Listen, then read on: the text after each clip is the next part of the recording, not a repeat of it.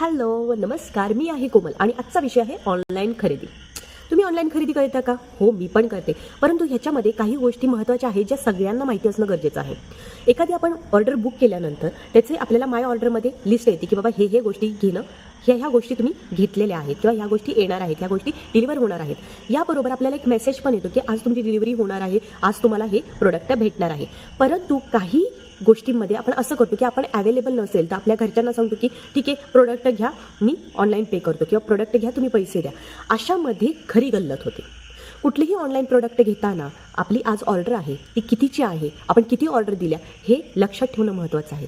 कधी कधी निष्काळजीपणामुळे जी ऑर्डर आपण दिलीच नाही आहे ती आपल्या नावाने येते. तुम्ही म्हणाल हे कसं शक्य? तर हो, असं होतंही, हे खरं आहे आणि हे माझ्या बाबतीतही घडलेलं आहे. म्हणजे जसं की एखादी समज एक एक्झाम्पल देते की 500 रुपयाची गोष्ट आहे जी की मी ऑनलाईन खरेदीच केलेली नाही आहे किंवा माझी ऑर्डरच नाही आहे. मी ऑर्डर दिली आहे बाकीच्या प्रोडक्टची, समज 5 प्रोडक्टची मी ऑर्डर दिली आहे. परंतु एक 500 रुपयाचा प्रोडक्ट जो अनवॉन्टेड आला आहे, मला कॉल येतोय की मॅडम तुम्ही कुठे आहात, तुमची ऑर्डर आहे. आपण काय करतो, त्या गडबडीत लगेच म्हणतो की ठीक आहे द्या आणि पैसे पे करतो आणि हे होतो.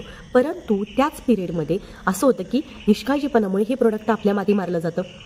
सेम नाव, सेम पत्ता, सेम सगळ्या गोष्टी असतात. परंतु ही ऑर्डर तुम्ही रिटर्नही करू शकत नाही, कारण तुम्ही ऑर्डरच दिली नाही तर कशाच्या बेसवर रिटर्न करणार? ही गोष्ट सगळ्यांनी लक्षात घ्या.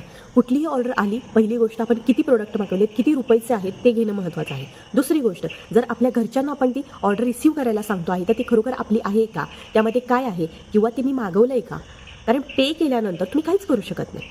मग त्यानंतर मग ते झमेला, मग ह्याला कॉन्टॅक्ट कर, त्याला कॉन्टॅक्ट कर, माझे पैसे गेले, मग ते माघारी द्या. ह्याच्यामध्ये पडण्यापेक्षा सिंपल आहे की तुम्ही प्रत्येक गोष्ट डोळे उघडे ठेवून करा.